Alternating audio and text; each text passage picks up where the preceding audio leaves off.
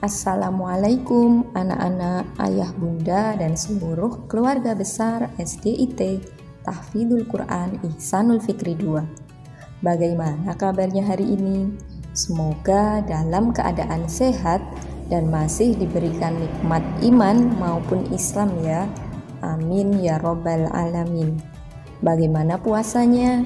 Masih semangat ya ayah, bunda, dan anak-anak semua? Pada kesempatan kali ini, kita akan sedikit mengulas tentang Ramadan Hijau atau Green Ramadan. Sambil menunggu waktu berbuka, yuk tonton sampai selesai video ini. Pertama dan selalu yang paling utama, marilah kita sejenak panjatkan puji syukur kepada Allah SWT, Tuhan semesta alam, yang mana atas izin dan kuasanya kita masih diberikan banyak nikmat, sehingga alhamdulillah masih bisa menjalani kehidupan sampai detik ini. Nikmatnya sinar matahari yang banyak ikut berperan dalam memenuhi kebutuhan kita, mulai dari mengeringkan pakaian, untuk penerangan, membantu fotosintesis tanaman, sehingga buah dan sayurnya bisa kita konsumsi.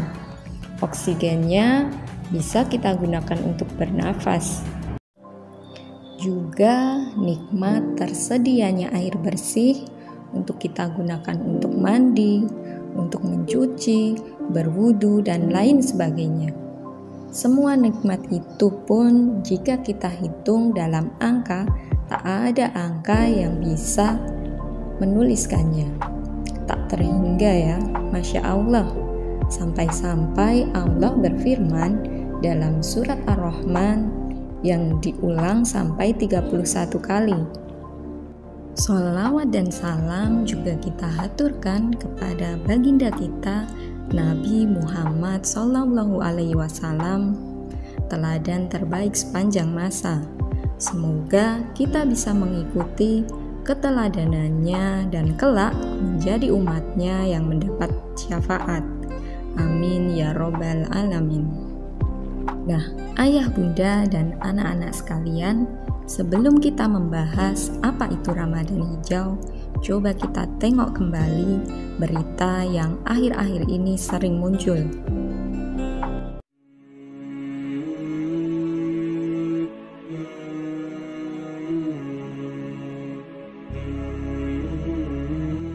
Ya, banjir menjadi bencana alam yang sering diberitakan di media. Dari awal tahun lalu sampai awal tahun ini, di beberapa daerah di Indonesia dilanda banjir. Sebut saja Jakarta, Semarang, NTT, dan lain-lain. Tak perlu jauh-jauh ke daerah tersebut. Kalau saat musim penghujan tiba, misalnya pagi hari turun hujan yang sangat lebat, jalanan di kota Magelang pun sering tergenang banjir ya. Sampah-sampah yang menyumbat aliran air, baik di sungai ataupun selokan, tumpah semua ke jalan raya. Ayah bunda yang mengantar anak-anak ke sekolah tentu pernah mengalami ini ya. Padahal kalau kita lihat di belahan bumi yang lain, ada yang mengalami kekeringan, kekurangan air bersih, sampai mengalami krisis air. Hal ini pun sudah dijelaskan dalam Al-Quran. Kalau kita lihat arti dari ayat 41 pada surat Ar-Rum. Telah tampak kerusakan di darat dan di laut disebabkan perbuatan tangan manusia. Allah menghendaki agar mereka merasakan sebagian dari akibat perbuatan mereka, agar mereka kembali ke jalan yang benar. Jadi, semua yang terjadi tidak ada yang kebetulan. Semua selalu ada sebab maupun akibatnya. Coba kita lihat penyebab maupun dampaknya.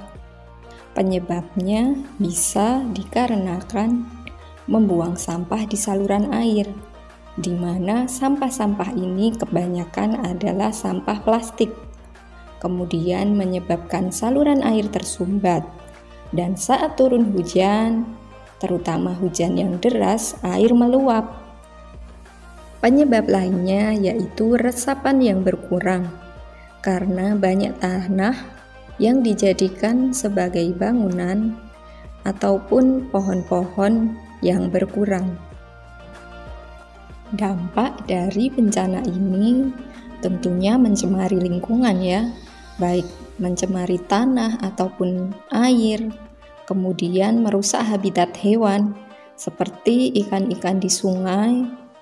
Kemudian tentu juga ada yang merusak bangunan, ada juga yang sampai menimbulkan korban jiwa maupun harta sehingga menimbulkan kerugian.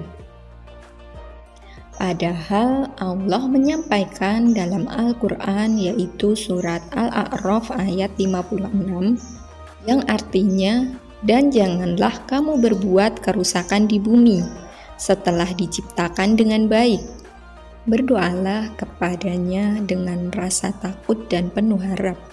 Sesungguhnya rahmat Allah sangat dekat kepada orang yang berbuat kebaikan. Lalu, apa yang bisa kita lakukan sebagai siswa, sebagai orang tua, sebagai manusia yang tinggal di bumi Allah ini? Ya, saatnya Ramadan hijau. Apa itu Ramadan hijau? Yaitu tidak hanya dekat dengan Al-Quran, tapi juga lebih peduli dengan lingkungan. Walaupun namanya Ramadan hijau, tapi bisa juga kita terapkan setelah bulan Ramadan selesai. Bagaimana caranya? Ya, tadi ketika banjir dan sampah di sungai keluar memenuhi jalan, rata-rata sampahnya berupa plastik. Untuk itu kita harus berusaha mengurangi penggunaan plastik sekali pakai.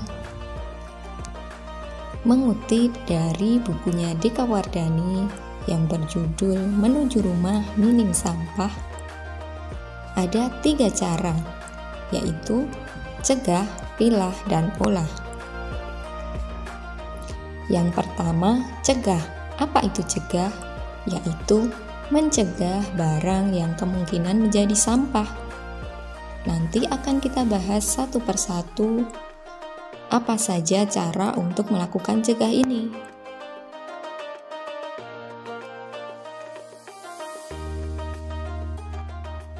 Untuk mencegah barang menjadi sampah, ayah bunda bisa membawa tas belanja dari rumah saat berbelanja.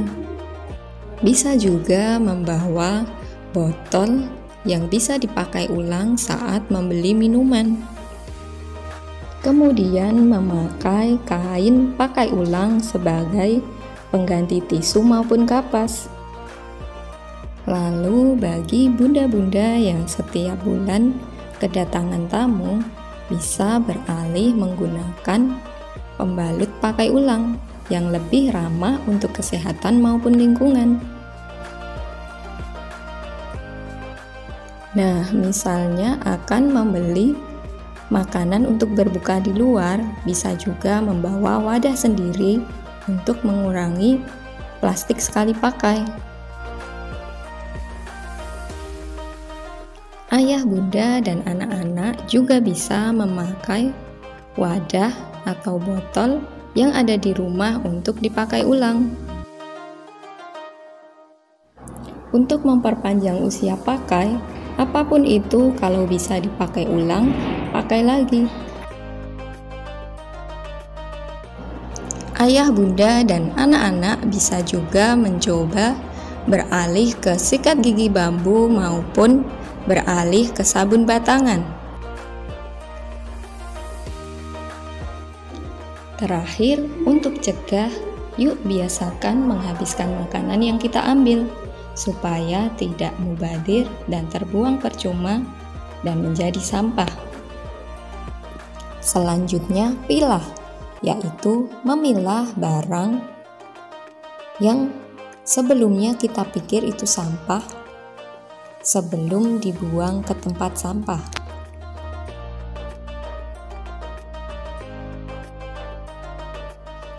Untuk pilah, kita bisa membaginya dalam dua kategori besar. Yang pertama organik, kemudian yang kedua anorganik.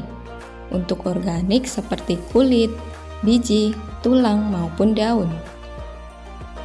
Sedangkan untuk anorganik bisa kita tempatkan dalam beberapa wadah yang berbeda.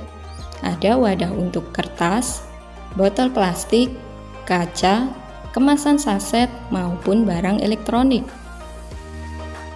Langkah terakhir yaitu olah, mengolah untuk memperpanjang usia pakai sebelum barang itu berakhir di tempat sampah. Nah, untuk sampah yang sudah kita pilah, saatnya kita olah. Untuk sampah anorganik bisa kita buat kerajinan ataupun dibuat ekobrik. Lalu untuk sampah organik bisa kita manfaatkan untuk regrow, berkebun, maupun mengompos dan lain-lain. Tadi kita sudah tahu ya bagaimana cara melakukan cegah, pilah, dan olah. Saatnya buat rencana yuk supaya Ramadan tahun ini lebih peduli dengan lingkungan. Anak-anak ataupun ayah bunda bisa menuliskannya. Hal-hal apa saja yang akan kita cegah untuk menghindari timbulnya sampah. Kemudian hal-hal apa saja yang bisa kita pilah dari sampah yang sudah ditimbulkan. Terakhir, hal-hal apa yang akan kita olah dari sampah yang sudah dipilah. Ingat, alam tidak butuh manusia, tapi manusia membutuhkan alam. Yuk kita jaga bersama kelestarian alam ini. Terima kasih sudah menonton sampai selesai. Thank you for watching. Semoga Ramadan kali ini kita tidak hanya peduli dengan diri sendiri, melainkan juga peduli dengan lingkungan yang kita tinggali. Semoga kita juga mendapatkan keberkahan Ramadan dan menjadi pribadi yang lebih baik lagi. Terakhir, semoga Ramadan hijau ini menjadi awal untuk kita lebih peduli dengan lingkungan untuk bulan-bulan selanjutnya. Cukup sekian untuk pembahasan kita kali ini. Jika ada salah kata, saya mohon maaf. Assalamualaikum warahmatullahi wabarakatuh. Ramadan, Ramadan, Ramadan ya Habib. Ramadan, Ramadan, laitaka dauman qarib. Ramadan, Ramadan, Ramadan ya Habib. Ramadan, Ramadan, laitaka dauman qarib.